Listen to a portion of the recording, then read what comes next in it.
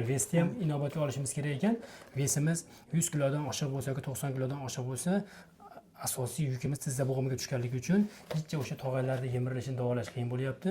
10 yildan beri davolanaman. 10 yil bo'ldi davolanganingizga. Toshkentda ham davolandim, Buxoroda ham, Samarqandda ham davolandim. Lekin biror marta yengil bo'lmaganman. Men Buxoro viloyatining Jondor tumanidan keldim. Ana shu ikkala tizzamdan og'riq bor faqat. Shu YouTube'larda ko'rib, sizni izlab keldim. Allohga ming qatla shukr. O'zi men birinchi kundan og'riqlarim yo'qoldi, sezdim. Yengillik bo'ldi. Yengillik bo'ldi. Hozir mana yaxshiman. Buxoroga ketkim kelyapti. Necha kun bo'ldi siz kelganingizga? 5 kunmi? 6 Bugun kunmi? 8-kun. 8-kun. Vaqt qarang o'tganda bizga vaqt o'tgani bilinmaydi. Mana haqiqatdan opamizda bo'layotgan holat, Kenja opa, xo'p, ikkala tizza bo'g'imini o'sha differensial diagnostika qilganimizda o'ng tizza bo'g'imida tog'aylarda yemirilishini ikkinchi bosqich, chap tizza bo'g'imida tog'aylarda yemirilishini ikkinchi, uchinchi bosqich qo'yganmiz. Endi bunga asosiy qo'shimcha tizza bo'g'imida ikkalasida ham shamollagan suyuqlik bor edi. Bittasida 20, bittasida 25. Endi buni tushuntiramizki, shu davolash davomida bemor bir hafta 10 kun davolangandan keyin обязательно bu shamollagan suyuqlikni bilishimiz kerak. Ya'ni qanchaga kamayganligini. Ya'ni misol bir xilgi bemorlarimizda shu suyuqlik 10 kunda to'liq so'rilib ketadi, bir xilgi bemorlarimizda so'rilmaydi. O'sha so'rilmaganda ham bemorlar tushkunlikka tushmasligi kerak.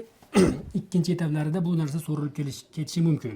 Agar o'shanda ham so'rilmasa, shpris solib tashlab turib gips qo'yamiz ekan. Sizda meni fikrim bo'yicha ancha o'zgarish yaxshi. Yaxshi. Xo'p, endi bu kasallik bo'yicha ko'p joyda davolandingiz-a? 10 yildan beri davolanaman. 10 yil bo'ldi davolanganingizga. Toshkentda ham davolandim, Buxoroda ham, Samarqandda ham davolandim. Lekin biror marta yengil bo'lmaganman. Bu endi yengil bo'lmadim deganingiz, misol mana Yaxshi bo'lib bizga ketmadim. kelganingizga 7 kun, 8 kun bo'layotgan bo'lsa, boshqa joyda davolanganingizda 7 kun, 8 kunda bunday o'zgarish bo'lmaganmi?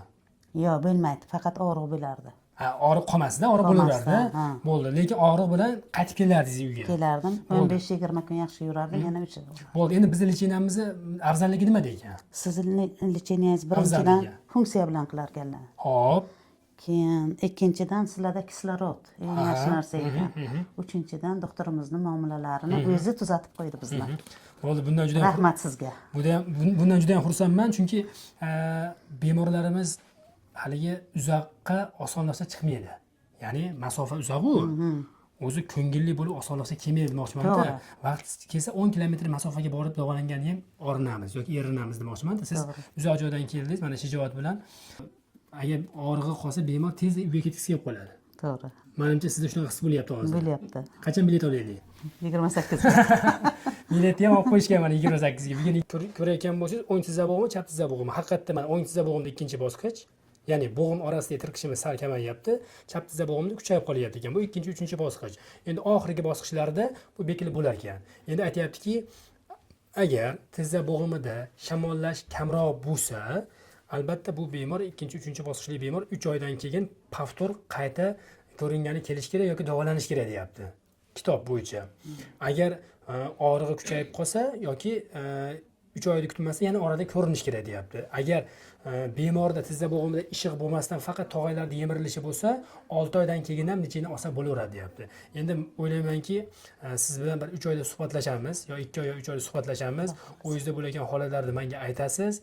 Endi o'sha mahalda licheniyingizni qanchadan keyin yana qayta qilamiz yoki o'zlaringizda qilasizmi yoki yana boshqatdan kelib davolanasizmi aytaman men hali, xo'pmi? Qolaversa vesamchi kamroq bo'lishi kerak ekan. Ha, mana vesni ham inobatga olishimiz kerak ekan. Vesimiz 100 kilodan oshiq bo'lsa yoki 90 kilodan oshiq bo'lsa, asosiy yukimiz tizza bo'g'imiga tushganligi uchun hechcha o'sha tog'aylarda yemirilishini davolash qiyin bo'lyapti. Endi tog'aylarda yemirilishi kuchli bosqichlarida ves ham baland bo'lsa, unda bemorlarimiz ya'ni davolangandan keyin 10 kundan keyin yoki 20 kundan keyin yana tizzasi og'rib qolsa, men shu yerda davolanib keldim, og'rig'im yaxshi bo'lgani og'rib qoldim deyishyapti. Bunga sabablardan asosiylari o'sha vesini balandligi ekan. O'shani bu xalqimiz tushunishi kerak demoqchiman-da. Bizga shunaqa bemorlar kelyapti, 130 kilolik bemor kelyapti. Tizza bo'g'imidagi tog'aylarimiz yemirilishi oxirgi bosqichi. Endi u bemorimizni licheniyasi hali ko'p licheniya olgan. Cheksiz licheniya olgan. Endi bizni so'nggi umidi biz bo'lib kelyapti-da. Endi bunaqa holatlarda bemorlarni davolab, ma'lum darajada organizm tiklash mumkin, lekin yana o'sha bemor 130 kilolik bemor yurib qo'ysa, harakat qilib qo'ysa, ko'proq harakatni cheklanmagan holatda harakatlar qilib qo'ysa yana og'rib bo'lishi mumkin ekan. Unaqa holatlardagi bemorlarga ko'proq sanatoriyani tavsiya qilamiz. Xola sog' bo'ling, salomat bo'ling. Mayli.